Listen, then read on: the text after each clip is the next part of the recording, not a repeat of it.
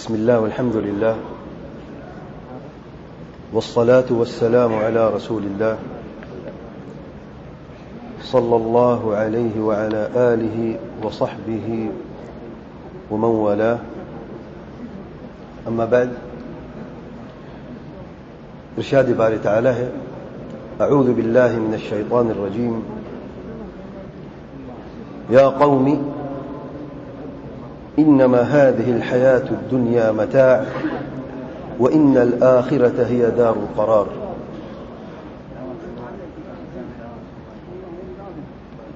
اور سیدنا عبداللہ بن عمر رضی اللہ تعالی عنہما بیان کرتے ہیں قال أخذ النبي صلى الله عليه وآله وسلم بمنكبي فقال كن في الدنيا كأنك غريب أو عابر سبيل.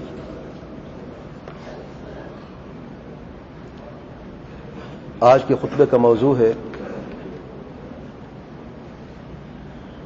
دنیا کی حقیقت اور زہد. زہد کیا ہے؟ زہد کی حقیقت کیا ہے؟ اسے جاننے کے لیے دنیا کی حقیقت کو جاننا ضروری ہے. اللہ تعالی نے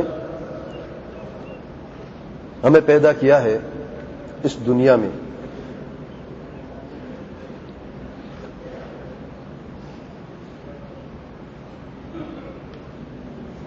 پیدا کرنے سے پہلے اللہ تعالی نے اس دنیا کو پیدا کیا ہے اور اس دنیا کو اللہ تعالی نے خوبصورتی اور رنگینیوں سے بھر دیا ہے.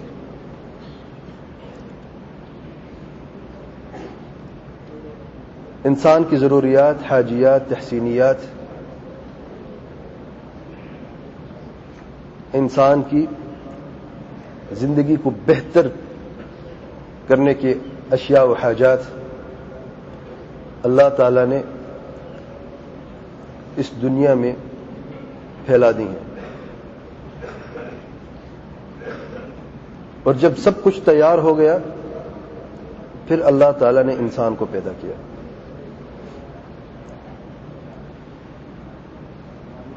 انسان جب اس دنیا میں آیا اس نے اس دنیا کو دیکھا، لیکن اسے یہ کون بتا سکتا ہے کہ یہ اس دنیا کی حقیقت کیا ہے، اس دنیا میں زندگی بسر کیسے کرنی ہے؟ کیا یہ انسان اپنے عقل کی بنیاد پر اس دنیا کی اچھائیاں اور برائیاں سمجھ سکتا ہے اور اپنے عقل کے مطابق اس دنیا میں اچھی زندگی بسر کر سکتا ہے؟ کیا اس دنیا کا تعلق کسی اور دنیا سے تو نہیں ہے؟ کیا اس دنیا کے بعد، اس زندگی کے بعد کوئی دوسری زندگی ہے یا نہیں ہے؟ محض عقل کی بنیاد پر انسان ان سوالوں کا جواب نہیں دے سکتا.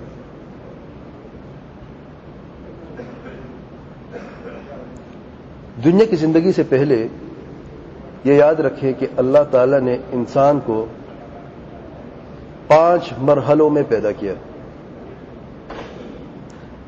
حقیقتاً انسان کی ایک زندگی نہیں، 5 قسم کی زندگیاں ہیں، 5 مرحلے ہیں. پہلا مرحلہ عدم کا مرحلہ ہے، اور عدم کا مطلب ہے جو چیز موجود نہیں ہے. یہ عجیب بات ہے. زندگی بھی ہے اور موجود بھی نہیں ہے. ایک عجیب سا معمہ ہے. اللہ تعالیٰ فرماتے ہیں سورۃ الانسان میں هل اتى على الانسان حين من الدهر لم يكن شيئا مذكورا. کہ ایسا وقت انسان پر نہیں آیا جب وہ شیء مذکور نہ تھا، اس کا ذکر بھی نہیں تھا، لیکن یہ وقت آیا تھا. کب آیا تھا یہ وقت؟ یہ کون سا مرحلہ ہے؟ یہ نطفے کا مرحلہ ہے. آدھا اپنے باپ کے خون کے اندر اور آدھا اپنی ماں کے خون کے اندر. پھر اللہ تعالیٰ کا حکم ہوا کن فیکون. ہم نے کب پیدا ہونا ہے، کس جنس میں پیدا ہونا ہے، یہ ہمارے بس کی بات نہیں. اللہ تعالیٰ کا حکم ہوا، یہ 2 نطفے ملے اور ایک نیا مرحلہ شروع ہوا. دوسرا مرحلہ ماں کے پیٹ کا مرحلہ، اور یہ مرحلہ ہے، اس کی جو زندگی ہے یہ 9 مہینے کی زندگی ہے. ماں کے پیٹ کا مرحلہ ایک عجیب سی زندگی ہے. اس میں انسان جو ہے، یہ بچہ جو ہے بادشاہ ہے. کبھی بادشاہ کو دیکھے کہ اپنے تخت پر کیسے بیٹھا ہے، دونوں ہاتھ اس طریقے سے رکھے ہوئے اور اس طریقے سے پیچھے ٹیک لگا کے.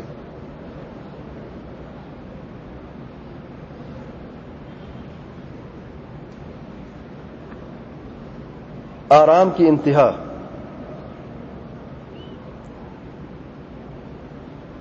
ابن القیم رحمۃ اللہ علیہ بڑی پیاری بات فرماتے ہیں اس مرحلے کے متعلق.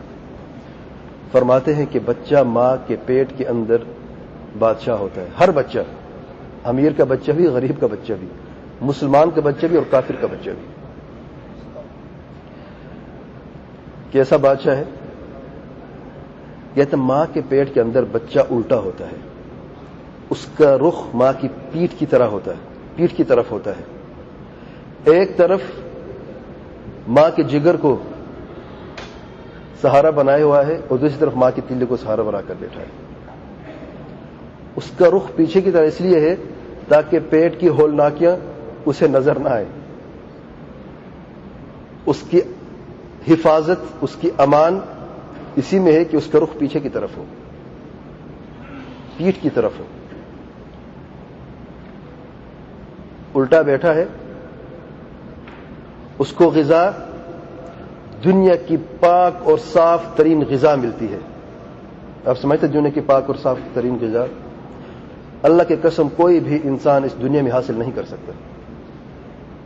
اس کی غذا اس کا ماں کا اپنا خون ہے. جانتے خون میں ایک جراثیم چلا جائے، سیپٹیسی میں بیماری ہو جاتی ہے، خدا حافظ، اللہ حافظ، بندہ چلا جاتا ہے اس دنیا سے. اس کی غذا اس کی ماں کا خون ہے. اس کا نظام اخراج اللہ تعالی نے ایک خاص پلیسنٹا کو پیدا کر دیا جو ایک عجیب سی دنیا ہے. میرے پاس وقت نہیں کہ میں اس کی ڈیٹیلز بیان کروں، لیکن یہ دیکھیں اس پلیسنٹا سے جو بھی آپ کھاتے ہیں یا پیتے ہیں، ماں جو کچھ کھاتی پیتی ہے، میڈیسن کھاتی ہیں، دوائیاں کھاتی ہیں، اس سے مختلف فلٹرز رکھے ہوئے اللہ تعالیٰ نے.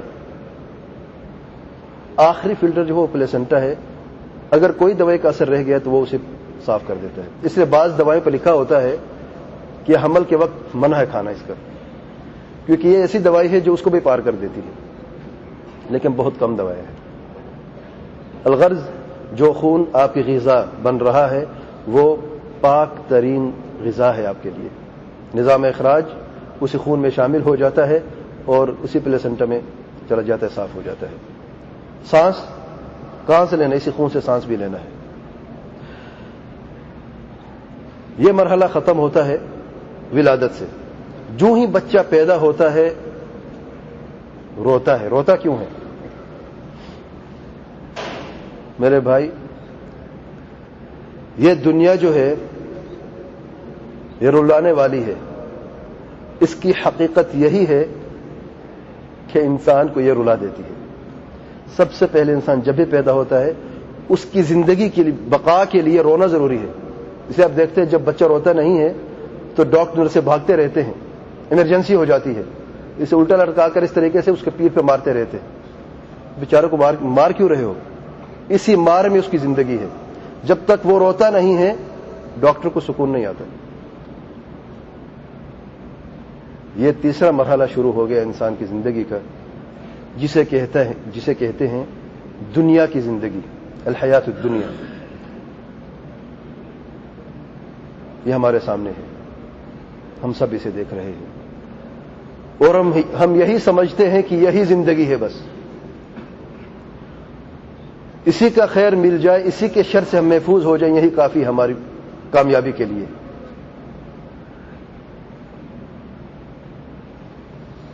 یہ عجیب سی دنیا ہے، آتے ہوئے بھی رلاتی ہے، جاتے ہوئے بھی رلاتی ہے، اور آپ کی زندگی ان دونوں رونوں کے بیچ میں ہے۔ آپ آتے ہیں روتے ہوئے، اگر روئے تو خوش قسمت ہیں آپ جانتے ہیں جو بچہ دیر سے روتا ہے آکسیجن دماغ میں کم پہنچتی ہے، اور بعد میں اس بچے کا دماغ جو ہے وہ عام بچوں سے کم ہو جاتا ہے، اس کی سوچ، اس کی فکر کم ہو جاتی ہے۔ اور اگر اور دیر ہو جائے بچے کے پیدائش میں یا سانس نہ لینے میں، تو پھر اس کا دماغ جو ہے وہ ختم ہو جاتا ہے، بچہ پاگل ہو جاتا ہے، اور کچھ اور دیر ہو جائے تو بچہ مر جاتا ہے۔ تو رونے والا بچہ اس دنیا میں خوش قسمت ہے، اور مرنے کے بعد جس انسان پہ رویا جاتا ہے وہ بھی خوش قسمت ہے۔ اس دنیا کی حقیقت ہم جاننا چاہتے ہیں، اس کو ہم آخر میں بیان کرتے ہیں، باقی 2 مرحلے میں بیان کر دوں۔ یہ جو زندگی، دنیا کی زندگی ہے، 60 70 80 سال کے درمیان کی زندگی ہے۔ بہت کم لوگ 100 سال تک جاتے ہیں، لیکن عام امت محمد صلی اللہ علیہ وسلم کی جو عمر ہے وہ 60 اور 70 کے درمیان میں ہے۔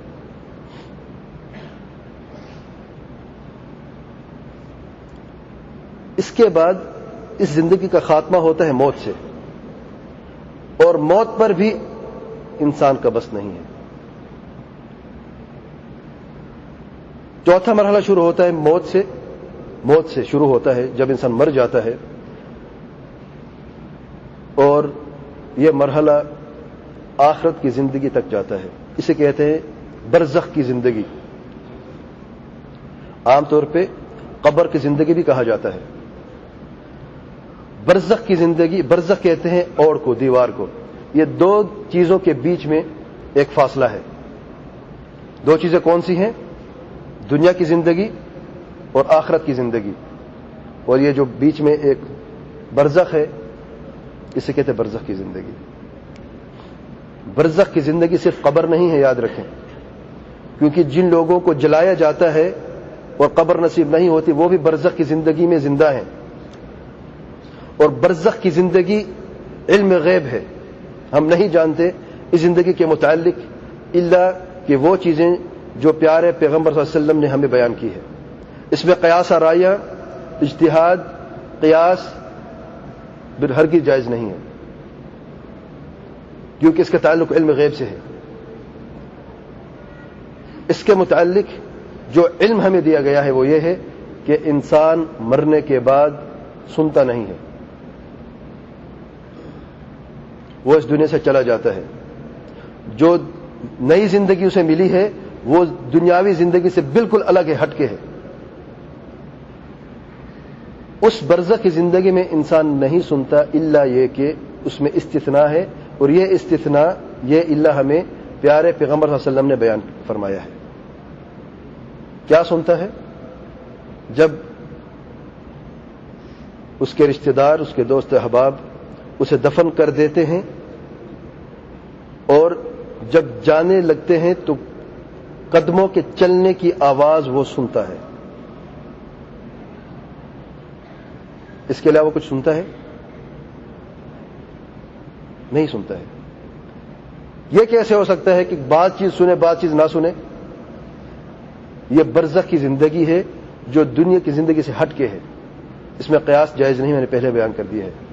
اس دنیا میں، اس زندگی میں ہم جو کچھ سنتے ہیں وہ سنتے ہیں، یعنی اس کمرے میں یہ نہیں ہو سکتا کہ آپ بات کریں میں سنوں، آپ کریں میں نہ سنوں، لیکن برزخ میں یہ ہے، بعض چیزیں آپ سنتے ہیں بعض آپ نہیں سن سکتے، کیونکہ سننا آپ کی مرضی سے نہیں ہے۔ یہاں پر آپ کی مرضی سے آپ سنتے ہیں، وہاں پر آپ بے بس ہیں۔ برزخ کی زندگی کب ختم ہوگی؟ جب سور پھونکا جائے گا. اسرافیل علیہ الصلوۃ والسلام سور پھونکیں گے, برزخ کی زندگی ختم ہو جائے گی اور آخرت کی زندگی شروع ہو جائے گی. 5واں مرحلہ ہے آخرت کی زندگی, اور آخرت کی زندگی کا تعلق بھی علم غیب سے ہے. اس کے متعلق ہم کچھ نہیں جانتے. غیب کا مطلب ہے چھپی ہوئی چیز. دنیا ہمارے سامنے ہم دیکھتے ہیں اور ہمارا دیکھنا بھی محدود ہے, ہمارا علم بھی محدود ہے. میں یہ نہیں جانتا کہ اس دیوار کے پیچھے کیا ہو رہا ہے, میرے لیے یہ غیب ہے. لیکن اس مسجد کے اندر کیا ہو رہا ہے, جتنا میں دیکھ سکتا ہوں مجھے پتہ ہے کیا ہو رہا ہے. آخرت کے متعلق جتنی خبر ہمیں ملی ہے ہم وہ اتنا ہی جانتے ہیں, اس سے زیادہ نہیں جانتے. آخرت کے متعلق میدان محشر میں کیا ہوتا ہے, پل صراط کیا ہے, نبی کریم صلی اللہ علیہ وسلم کا حوض, اس کے بعد جنت, دوزخ, حساب کتاب, ان چیزوں کے متعلق جو دلائل موجود ہیں قرآن مجید میں صحیح حدیث میں, وہی ہمارا علم ہے. اس میں قیاس رائے اور اجتہاد کرنا ہرگز جائز نہیں ہے. اور یہ جو زندگی ہے آخرت کی زندگی, یہ ہمیشہ کی زندگی ہے. یا تو ہمیشہ کی خوشی جنت میں, یا ہمیشہ کی تکلیف جہنم میں. ہمیشہ کی زندگی ہے. اس کا اینڈ کوئی ہے؟ اس کا کوئی اینڈ نہیں ہے. اس لیے اہل سنت والجماعت کے عقیدے کے اصول میں سے ایک اصل ہے کہ جنت اور دوزخ موجود ہیں, ابھی بھی موجود ہیں, اور وہ فنا نہیں ہوں گی. یہ عقیدے کے مسائل میں اہل سنت والجماعت کے علماء بیان کرتے ہیں کہ جنت اور دوزخ دونوں موجود ہیں, یعنی ابھی بھی موجود ہیں اور کبھی فنا نہیں ہوں گی. کیونکہ بعض غلط عقائد لوگوں نے اپنائے ہیں, اور بعض کہتے ہیں کہ دنیا کہ جنت اور دوزخ فنا ہو جائیں گی, کچھ عرصے کے بعد انسان پتھر کی طرح ہو جائیں گے, ان کے احساسات ختم ہو جائیں گے. اور بعض لوگ کہتے ہیں کہ جنت اور دوزخ ابھی موجود نہیں ہیں, اللہ تعالیٰ بعد میں پیدا کرے گا. اگرچہ قرآن مجید میں جو الفاظ اللہ تعالیٰ نے بیان فرمائے ہیں وہ واضح ہیں. اعدت للمتقین, جنت کو تیار کیا گیا ہے, یعنی وہ تیار ہے متقیوں کے لیے. اور جہنم کے بارے میں اللہ تعالیٰ فرماتے ہیں اعدت للکافرین, کافروں کو تیار کر رکھی ہے اللہ تعالیٰ نے. دنیا کی زندگی کی طرف واپس آتے ہیں اور اس کی حقیقت کو جاننے کی کوشش کرتے ہیں. اللہ تعالیٰ فرماتے ہیں سورۃ غافر میں, اور سورۃ غافر ایک عظیم سورت ہے, اسے سورۃ المؤمن بھی کہتے ہیں, مؤمنین نہیں, مؤمن.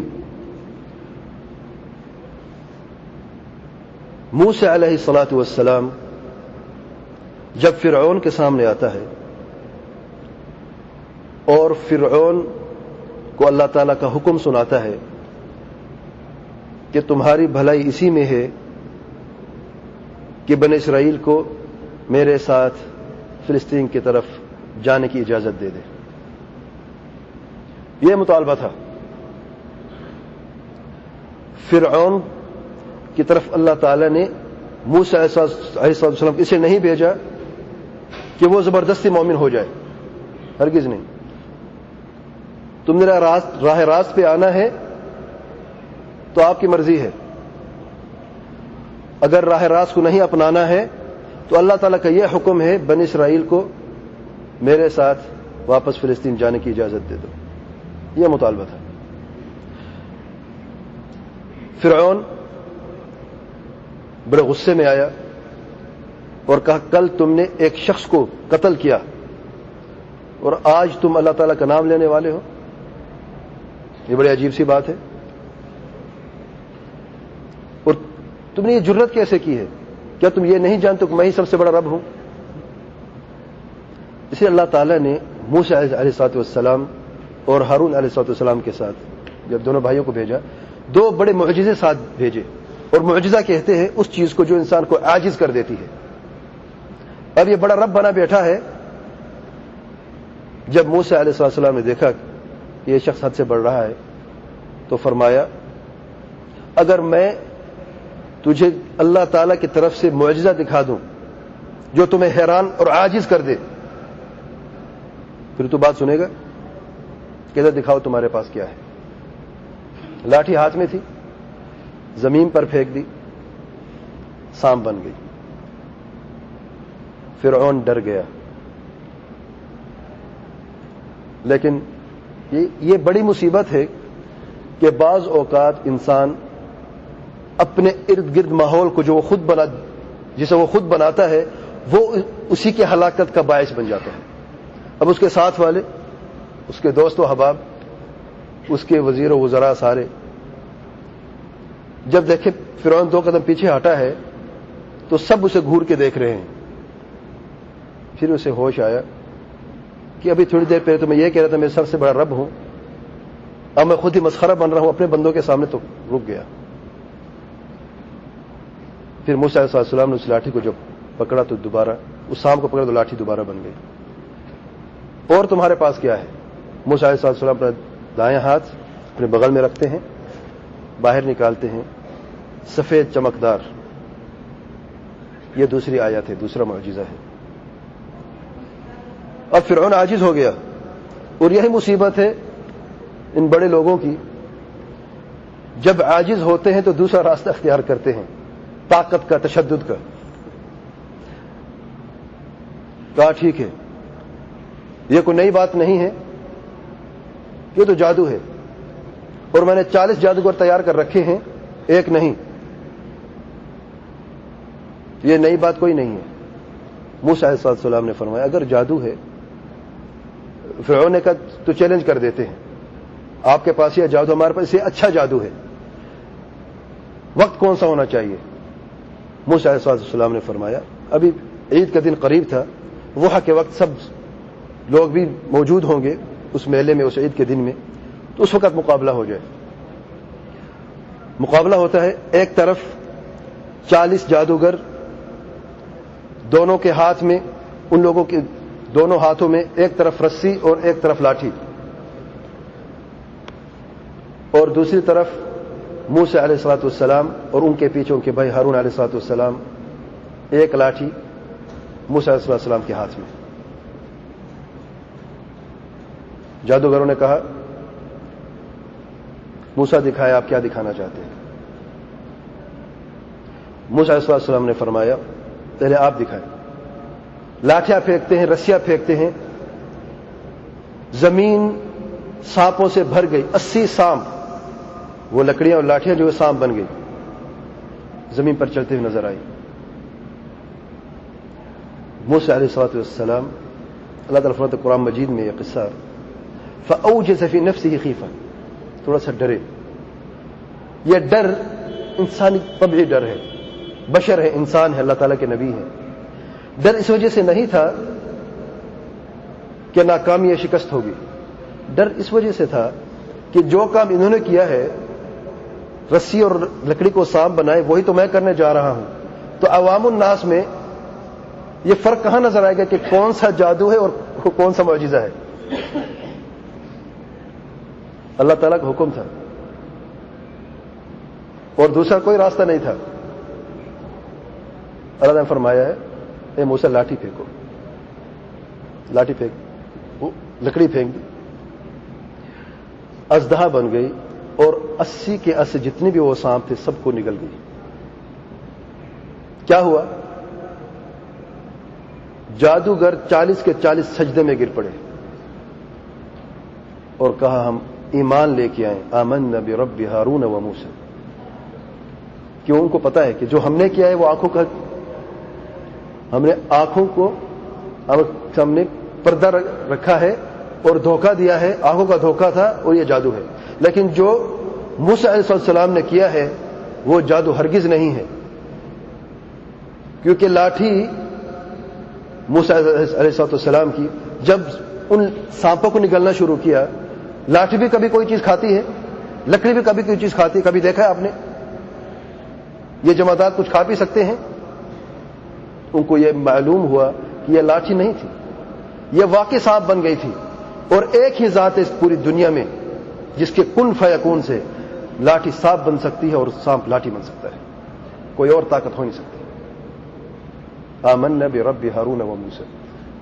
وہ یہ جانتے ہیں جو انہوں نے کیا ہے وہ آنکھوں کا دھوکہ تھا. حقیقت وہ لاٹھیں ہی تھی, لوگوں کو وہ چلتی پھرتی ہوئی سانپ نظر آ رہی تھی. بہرحال جب فرعون نے دیکھا یہ کام بھی نہیں بنا, پھر اپنے تیسرا راستہ اختیار کیا تشدد والا, اور کہا اے موسیٰ میں جانتا ہوں کہ یہ تمہارے ملی بھگت ہے, یہ 40 جادوگر اور تم لوگوں نے مل کے یہ سازش کی ہے میری حکومت توڑنے کے لیے. اب میں تمہیں سزائے موت سناتا ہوں. سبحان اللہ.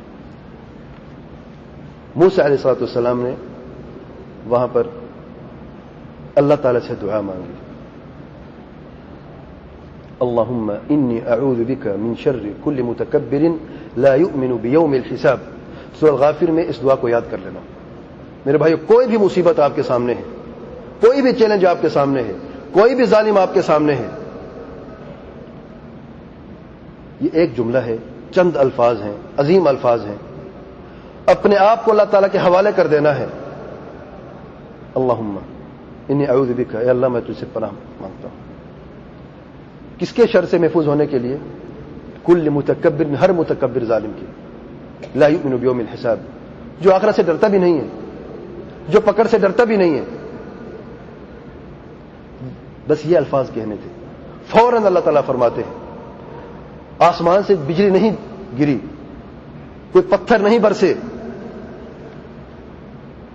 فرعون کی جماعت میں ان کے جو قریبی رشتہ دار تھے, جو فرعون کے تخت کے ساتھ بیٹھتا تھا, ایک شخص پہلے سے ایمان لے کے آیا تھا لیکن اپنے ایمان کو چھپایا ہوا تھا. اللہ تعالی نے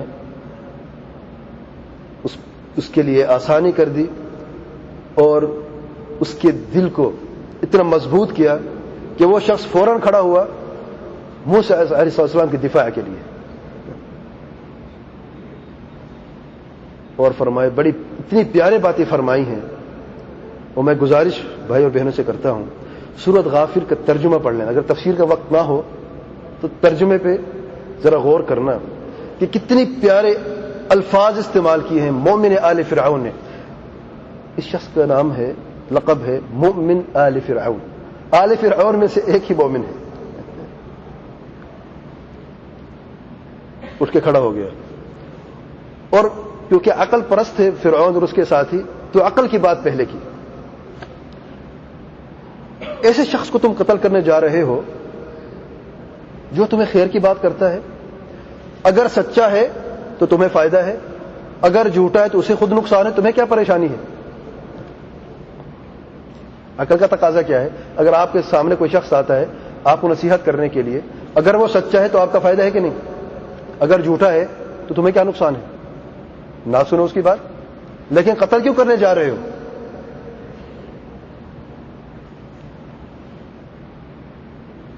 اور انہی آیات میں دنیا کے متعلق بڑی پیاری بات فرمائی ہے اس مومن انسان نے. فرماتے ہیں یا قومی, اور اتنی پیارے فرماتے یا قومی یا قومی. فرعون کی طرف مخاطب نہیں ہوا, اپنی قوم کی طرف, اور فرعون بھی انہی کی قوم میں سے تھا. اب ظالم جابر کے سامنے آپ بات کریں گے تو انسان کی سائیکالوجی وہ سنے گا نہیں, لیکن آپ دوسرے قوم کو خطاب کریں گے تو وہ ڈر جائے گا یہ سارے نہ مخالف ہو جائے میرے. ابھی تھوڑی دیر پہلے فرعون نے کیا کہا, اے موسیٰ میں تمہیں قتل کرتا ہوں. ابھی اللہ تعالیٰ نے موسیٰ علیہ السلام ابھی سامنے کھڑے, اب گفتگو کون کر رہا ہے, دفاع کون کر رہا ہے؟ فرعون کا اپنا ساتھی کر رہا ہے. کس کا دفاع کر؟ فرعون کا دفاع کر رہا ہے, موسیٰ علیہ السلام کا دفاع کر رہا ہے. جب اللہ تعالیٰ کی طرف سے حفاظت آتی ہے تو آپ کو کبھی گمان نہیں ہو سکتا کہ کہاں سے آتی ہے اور کیسے آتی ہے. یہ ہمارا کام نہیں ہے, ہمارا کام ہے اللہ تعالیٰ سے دعا مانگنا. حفاظت کیسے ہوتی ہے وہ اللہ تعالیٰ جانتا ہے, لیکن حفاظت کا وعدہ اللہ تعالیٰ نے کیا ہے. تو ان قوم کو مخاطب ہو کے وہ شخص کہتے ہیں مومن آل فرعون یا قومی, اے میری قوم. عقل کی بات کرتے ہو تو میں بھی عقل کی بات تمہیں سمجھاتا ہوں. انما, صرف اور صرف هذه اشارہ کر کے یہ هذه الدنیا، یہ دنیا جو ہے، هذه الحیات الدنیا، یہ دنیا کی زندگی جو ہے، متاع ہے. مال و متاع جانتے ہیں کیا ہے؟ پیسہ آپ کی جیب میں ہے، اس لیے نہیں کہ یہ آپ کے ساتھ ہمیشہ رہے گا، اس لیے کہ آپ اسے استعمال کریں گے، یہ آپ سے چلا جائے گا. یہ کپڑے آپ نے پہنے ہیں، کچھ عرصے کے بعد یہ بوسیدہ ہو جائیں گے، ان کی جگہ گندگی کا ڈبہ ہوگا، چھوڑنا پڑے گا. جوتا آپ نے پہنا ہے چھوڑنے کے لیے، زندگی میں آئے ہیں چھوڑنے کے لیے، یہ زندگی کی حقیقت ہے. اس دنیا سے کوئی چیز آپ ساتھ لے کے جا سکتے ہیں؟ کوئی چیز. اللہ تعالیٰ نے اس دنیا میں بہت سے نعمتیں دی ہیں انسان کو، مال ہے، دولت ہے، گھر ہے، بیوی ہے، بچے ہیں، نوکری ہے، سب کچھ ہے آپ کے پاس. مرنے کے بعد آپ سے یہ کپڑے بھی اتار لیے جائیں گے. آپ کا سب سے پیارا قریبی رشتہ دار کبھی بھی آپ کی قبر میں 1 ریال تک رکھنے کے لیے تیار نہیں، سب چھوڑ کے جائیں گے. متاع ہر اس چیز کو کہتے ہیں جو جسے استعمال کیا جاتا ہے پھر پھینکا جاتا ہے، چھوڑا جاتا ہے. یہ دنیا کی حقیقت ہے. دنیا متاع ہے، اور جس چیز کی حقیقت اس کو چھوڑنا ہے تو اس کے لیے مرنا، اسی کے لیے کوشش کرنا، اسی میں کامیابی حاصل کرنا کوئی عقل مندی کی بات ہے؟ متاع ہے. اگر دنیا متاع ہے تو حقیقت پھر کیا ہے؟ کامیابی کس میں ہے؟ وَإِنَّ الْآخِرَةَ هِيَ دَارُ الْقَرَارِ. اور آخرت ہی، بے شک آخرت ہی قرار کی جگہ ہے، سکون کی جگہ ہے، خوشی کی جگہ ہے، اطمینان کی جگہ ہے. دنیا میں بے قراری ہے، دنیا کی حقیقت ہے. آخرت میں قرار ہے، یہ آخرت کی حقیقت ہے. تو کتنی تعجب کی بات ہے. یہ دنیا وقتی طور پر ہے، بے قراری کی جگہ ہے. آخرت ہمیشہ کے لیے ہے، اور قرار اور سکون اطمینان کی جگہ ہے. ہم لوگوں نے ایک چیز کو اپنایا مضبوطی سے اور اسی کے رہ گئے، اور ایک چیز کو ایسے چھوڑا اس کی طرف پلٹ کے بھی نہ دیکھا. الغرض مومن آل فرعون کا قصہ اس طرح سے ختم ہوتا ہے کہ فرعون مجبور ہو جاتا ہے اپنی قوم سے اب کہ موسیٰ علیہ السلام کو یہ کہتا ہے کہ جہاں سے چلے جاؤ. کہاں سے؟ اپنے ایوان سے، اپنے جو اس کا اپنا گھر تھا اس سے باہر نکالا ہے، ملک سے باہر نہ نکال سکا. وجہ کیا ہے؟ اب ایک نے بات کی ہے، اگر میں کچھ برا بلا اور کہوں، ایک قدم اور آ گیا ہوں تو دوسرا اٹھے گا، تیسرا اٹھا، یہ سارے میرے خلاف ہو جائیں گے تو پھر میں کیا کروں گا؟ اللہ تعالی نے اس جھوٹے رب کی کمر اس کے اپنے ساتھوں کے سامنے ہی توڑ دی. دنیا کی حقیقت کے متعلق جو حدیث میں نے بیان کی ہے، صحیح بخاری کی روایت ہے. نبی کریم صلی اللہ علیہ وآلہ وسلم ایک مرتبہ سید عبداللہ بن عباس کے کندھے پہ ہاتھ رکھتے ہیں ایسے. اب جانتے ہیں کندھے پہ کیوں ہاتھ رکھا جاتا ہے؟ متنبہ کرنے کے لیے، تنبیہ کے لیے. جیسے زبان سے کہتے ہیں بات سنو، اور قریب جا کر اگر کندھے پہ ہاتھ رکھا جاتا ہے بات کرنے کے لیے، اس کا مطلب ہے یہ اہم بات ہے جو دور سے نہیں کی کرنے کی، میں آپ کے قریب آ کے کرتا ہوں. تو پیارے پیغمبر صلی اللہ علیہ وسلم نے سیدنا عبداللہ بن عمر بن خطاب رضی اللہ عنہما کے کندھے پہ ہاتھ رکھتے ہیں آگاہ کرنے کے لیے، تنبیہ کے لیے، اور فرماتے ہیں کن فی الدنیا کأنک غریب او عابر سبیل. تم دنیا میں ایسے رہو جیسے کہ تم اجنبی ہو بلکہ مسافر ہو. دنیا میں کیسے رہنا ہے اور کون نصیحت کر رہے ہیں اور کسے کر رہے ہیں؟ سید الانبیاء والمرسلین رحمت للعالمین صلی اللہ علیہ وآلہ وسلم نصیحت کر رہے ہیں. کسے نصیحت کر رہے ہیں؟ اولیاءوں کے سردار سیدنا عبداللہ بن عمر رضی اللہ عنہ کو.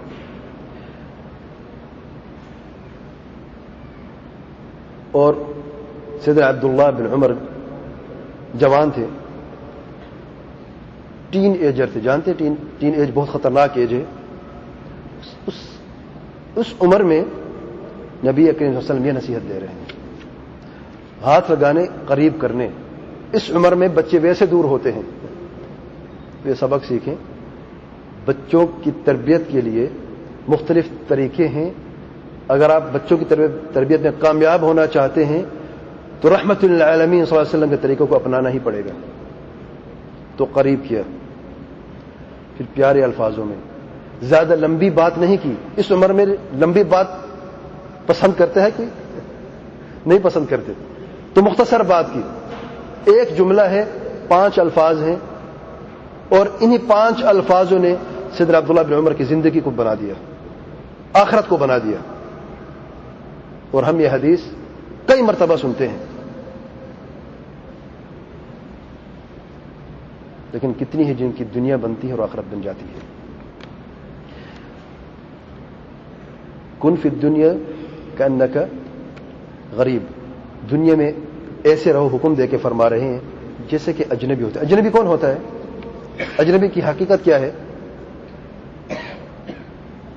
ہم یہاں پر اجنبی ہیں کہ نہیں؟ ہمیشہ کے لیے آئے ہیں, ایک مقصد کے لیے آئے ہیں, پورا ہو گیا چھوڑ کے چلے گئے. یہ اجنبیت کی حقیقت ہے.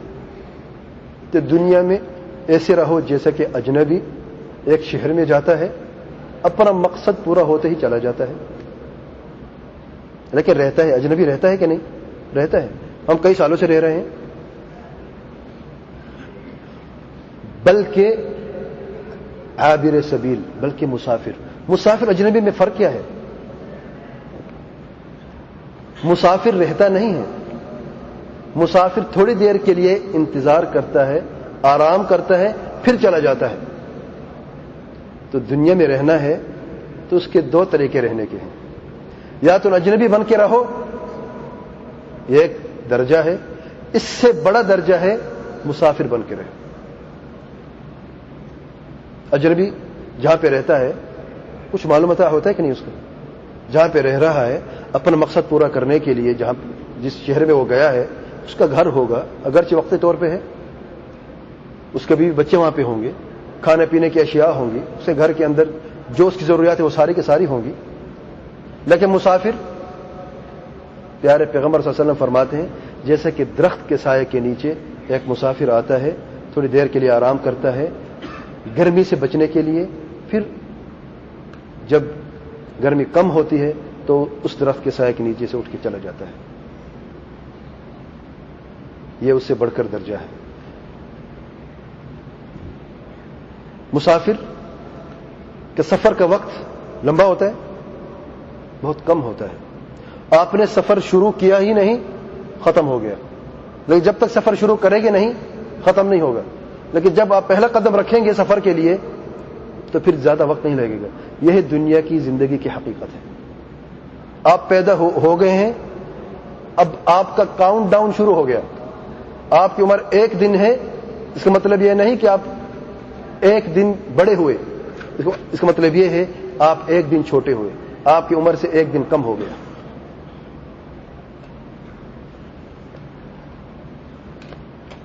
کیا ہم آج اس دنیا میں اجنبی ہیں, مسافر ہیں؟ اللہ تعالی ہم سب پہ رحم فرمائے. زہد کیا ہے؟ زہد کا مطلب میرے بھائی یاد رکھیں, اور اس لفظ سے بہت لوگوں کو غلط فہمی ہوئی ہے. زہد کا مطلب ہے دنیا کی لذتوں کو چھوڑ دینا. دنیا کی لذتوں کو چھوڑ دینا. دنیا کو نہیں چھوڑنا, یاد رکھیں, دنیا کی لذتوں کو چھوڑ دینا ہے. جیسے میں پہلے بیان کیا, انسان کی زندگی میں ضروریات ہوتی ہیں, حاجیات ہوتی ہیں, تحسینیات ہوتی ہیں. ضروریات یہ وہ چیزیں ہیں جن کے بغیر انسان زندہ نہیں رہ سکتا,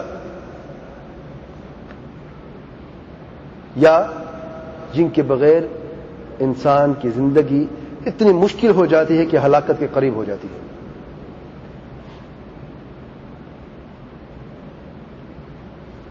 انسان کا گھر انسان کی ضرورت ہے، یہ چھت انسان کی ضرورت ہے.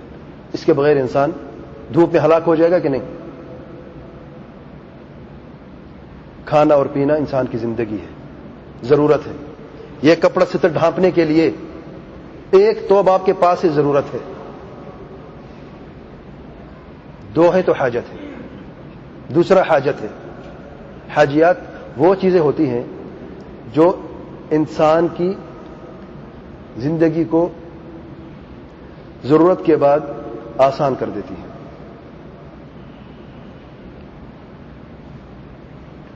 اور تحسینیات یہ وہ چیزیں ہیں جو انسان کی زندگی کو خوبصورت بنا دیتی ہیں.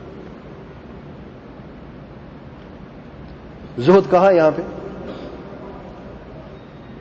ان تحسینیات کو چھوڑ دینا اور بعض حاجیات کو چھوڑ دینا. ضروریات کو چھوڑنا زہد ہرگز نہیں ہے. 40 سال ایک بادام پر گزارا کرنا ہرگز زہد نہیں ہے. اللہ نے آپ کو دیا ہے کھانے کے لیے، صرف بادام کھاتے رہتے، وہ بھی ایک روزانہ. باقی نعمتیں کہاں ہیں؟ نبی رحمت صلی اللہ علیہ وسلم فرماتے ہیں اللہ تعالیٰ نے جو نعمتیں اپنے بندے کو دی ہیں، اللہ تعالیٰ اپنے بندوں پر وہ نعمت دیکھنا چاہتا ہے. نبی رحمت صلی اللہ علیہ وآلہ وسلم صبح اٹھتے ہیں اور پوچھتے ہیں اپنے گھر والوں سے کچھ کھانے کے لیے ہے؟ اگر یہ جواب ہوتا کہ نہیں ہے تو فرماتے مجھے روزہ ہے. اور اگر یہ کہا جاتا کہ فلاں چیز رکھیے کھانے کے لیے تو کھا لیتے، چھوڑ نہیں دیتے. اور یہ نہیں فرماتے کہ نہیں یہ تو بہت زیادہ ہے، اس سے تھوڑا مجھے چاہیے. پیارے پیغمبر صلی اللہ علیہ وسلم گوشت بھی کھاتے تھے.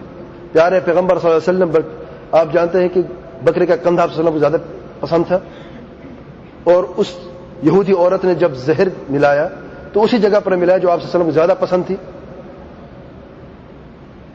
آپ صلی اللہ علیہ وسلم کو حلوہ بھی اچھا لگتا تھا، کدو بھی اچھا لگتا تھا. آپ صلی اللہ علیہ وسلم نے زندگی دنیا کو نہیں چھوڑا لیکن دنیا کی لذت کو ضرور چھوڑا ہے. ایک مرتبہ چٹائی پر لیٹے ہوئے تھے پیارے پیغمبر صلی اللہ علیہ وسلم. سیدنا عمر بن خطاب رضی اللہ عنہ آتے ہیں، آپ صلی اللہ علیہ وسلم اٹھ کے بیٹھ جاتے ہیں تو سیدنا عمر کی نظر پڑ جاتی ہے اس چٹائی کے نشان پہ. آپ صلی اللہ علیہ وسلم جسم مبارک پر نشان تھے. تو سیدنا عمر کی آنکھوں میں آنسو آ گئے اور عرض کی اے اللہ تعالیٰ کے پیارے پیغمبر صلی اللہ علیہ وسلم، کیسر اور کسرا کی یہ عجیب سی زندگی، آسائش کی زندگی گزار رہے ہیں، مخمل کے بستروں پر وہ سوتے ہیں، اور آپ صلی اللہ علیہ وسلم سید الاولین والآخرین ہیں، اور آپ صلی اللہ علیہ وسلم کی یہ حالت ہے. نبی رحمت صلی اللہ علیہ وآلہ وسلم فرماتے ہیں اے عمر، کیا تو یہ نہیں چاہتا کہ یہ ان کے لیے دنیا میں ہو اور ہمارے لیے آخرت میں ہو؟ یہ دنیا کی زندگی ہے. قیصر بھی مر گیا، کسرا بھی مر گیا، لیکن آج کہاں ہیں؟ کفر پر مرے ہیں. کیا وہی مخمل کے بستر قبر میں آج موجود ہیں؟ آگ کے بستروں میں آج لیٹے ہوئے ہیں. صدیاں گزر گئیں، لیکن نبی رحمت صلی اللہ علیہ وسلم اور صحابہ کرام اور ان کے تابعین اور ان کے راستے پہ چلنے والے مومنین جو گزر چکے ہیں سلف صالحین میں سے، آج ان کے لیے اللہ تعالیٰ نے برزخ کو جنت کا باغ بنا دیا ہے.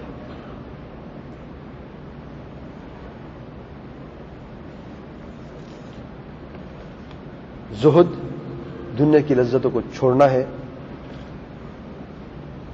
اور جس نے دنیا کو چھوڑا ہے وہ زاہد نہیں ہے میرے بھائی. اور زہد اور تصوف میں فرق ہے.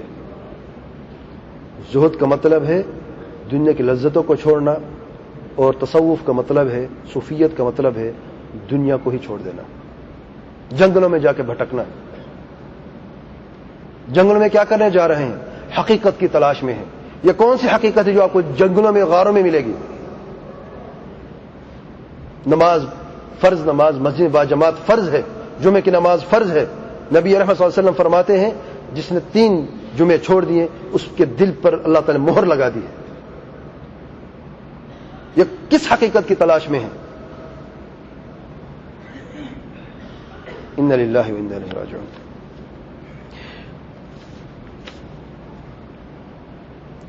زہد کے متعلق ایک مرتبہ سیدنا فضیل بن عیاض رحمہ اللہ نے ایک بوڑھے کو دیکھا. 60 سال کی عمر تھی, 60 سال سے گزر گئی تھی. سیدنا فضیل بن عیاض رحمہ اللہ فرماتے ہیں آپ 60 سال کے ہو چکے ہیں, اپنے رب کے قریب ہو چکے ہیں اور اس دنیا سے 60 سال دور ہو چکے ہیں. بس تھوڑے سی وقت کی بات ہے, آپ کی اصل زندگی شروع ہونے والی ہے. تو پریشان ہو گیا اور کہا انا للہ و انا الیہ راجعون. موت کی خبر دے رہے ہیں تو اور کیا کہیں, موت مصیبت ہے کہ نہیں. سیدنا فضیل رحمہ اللہ فرماتے ہیں کیا آپ جانتے ہیں آپ نے کہا کیا ہے؟ انا للہ و انا الیہ راجعون. ہم اللہ تعالیٰ کے ہیں اور واپسی بھی اللہ تعالیٰ کی طرف ہے. جس نے ہمیں پیدا کیا ہے اسی کے حکم سے ہم مریں گے اور اسی نے ہمارا حساب لینا ہے. وہ بڑا رونا شروع ہو گیا. نجات کا کیا ذریعہ ہے؟ بچ بھی سکتے ہیں, اب آخر وقت قریب ہے, ہم اللہ تعالیٰ کی واپسی میں اللہ تعالیٰ کی طرف سے حساب بھی دینا ہے. وقفوہم انہم مسئولون, ان کو روک دو, ان سے سوال کیا جائے گا. تمہیں بوڑھا کہتا ہے میں کروں کیا, مجھے روکا جائے گا, مجھ سے سوال ہوگا, میں نے تو کوئی تیاری نہیں کی ابھی تک. 60 سال گزر گئے, کوئی تیاری نہیں کی. فضیل رحمہ اللہ فرماتے ہیں ابھی بھی وقت ہے. میرے بھائی سن لیں, فرماتے ابھی بھی وقت ہے. اگر ابھی بھی توبہ کر لو اور اللہ تعالی کی طرف واپس لوٹ جاؤ تو اللہ تعالیٰ آپ کے پچھلے گناہ صرف معاف نہیں کرے گا, ان کو حسنات میں, اچھائی میں تبدیل بھی کر دے گا. وہ روتا ہوا بوڑھا مسکراتا ہوا واپس چلا گیا. ابھی وقت ہے, واقعی وقت ابھی ہے. جب تک یہ سانس چل رہی ہے وقت ہے ابھی. اور یاد رکھیں نبی رحمت صلی اللہ علیہ وسلم فرماتے ہیں جس کو اللہ تعالیٰ نے 60 سال عمر دے دی ہے اب اس کا کوئی بہانہ نہیں چلے گا, اس کا کوئی عذر نہیں ہے. اب 60 سال میں آپ نے دنیا کی حقیقت کو نہیں سمجھا, آپ نے یہ نہیں سمجھا کہ میرا رب مجھ پر کیسے راضی ہو سکتا ہے, میں وہ کون سے عمل کروں جس سے میرا رب راضی ہو جائے, اس دنیا میں زندگی کیسے بسر کروں, آخرت کے لیے میں کیا کروں, کامیابی صرف دنیا کی ہوتی ہے یا آخرت میں بھی کامیابی ضروری ہے, عقیدہ کیا ہونا چاہیے, عمل کیسا ہونا چاہیے, اخلاق کیسے ہونے چاہیے. اگر 60 سال کی عمر بھی نہیں سمجھا تو پھر کب سمجھے گا. اور یہ نہ سمجھیں کہ ہم 60 سال تک پہنچیں گے, ہمیں تو یہ بھی نہیں پتا کہ اس دروازے کے باہر کیا ہوتا ہے ہمارے ساتھ. تو ابھی بھی وقت ہے توبہ کا اور اللہ تعالی کی طرف واپسی کا. سیدنا عبداللہ بن عمر رضی اللہ عنہما نے جب یہ نصیحت سنی پیارے پیغمبر صلی اللہ علیہ وسلم سے تو ان کی زندگی کیسے گزری اور دنیا کو کیا سمجھتے تھے, دنیا کی کیا حقیقت کا سبق انہیں ملا. فرماتے ہیں اذا امسیت فلا تنتظر الصباح واذا اصبحت فلا تنتظر المساء.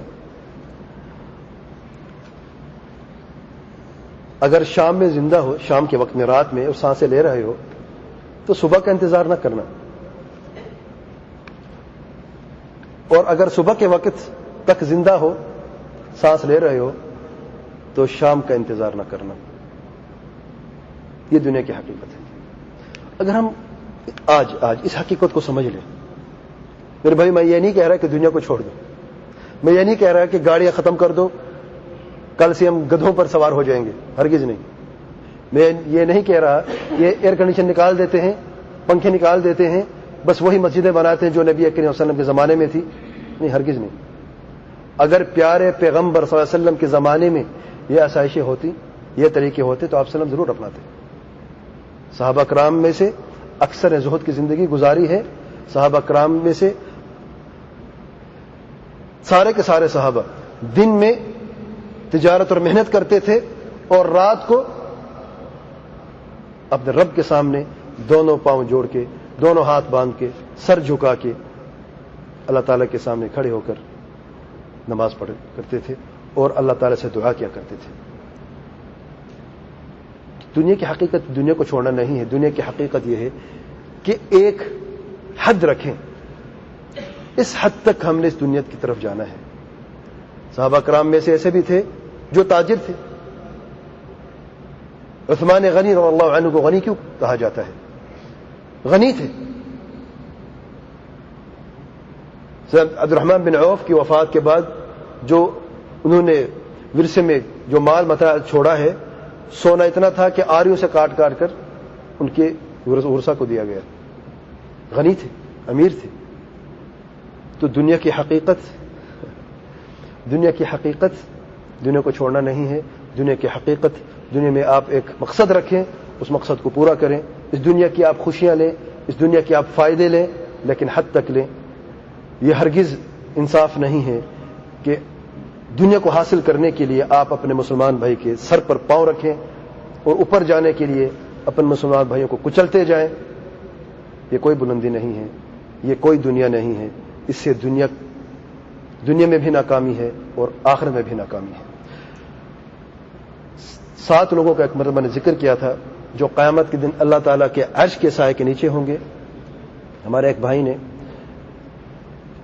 یہ گزارش کی ہے کہ یہ جو 7 ہیں ہر جمعے میں ایک ایک میں بیان کرتا جاؤں، کیونکہ یہ بڑے عظیم لوگ ہیں، بڑے خوش قسمت لوگ ہیں.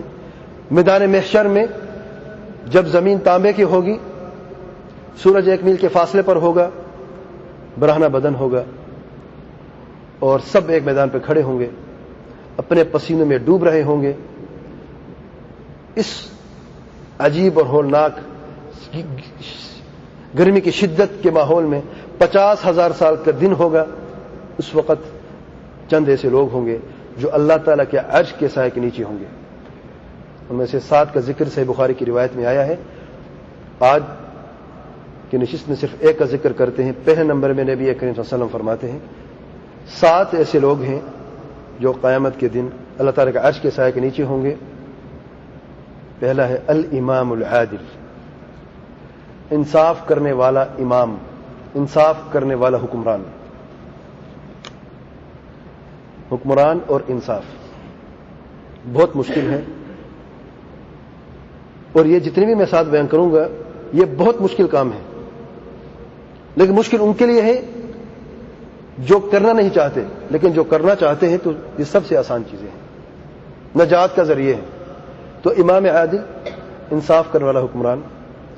حکمران کا مسئلہ یہ ہوتا ہے، بادشاہ ہے، اپنی سیٹ پہ بیٹھا ہے، حکم دے رہا ہے، لیکن اس کی حکومت اتنی کمزور ہے کہ وہ کسی اور ذریعے سے اسے ملی ہے.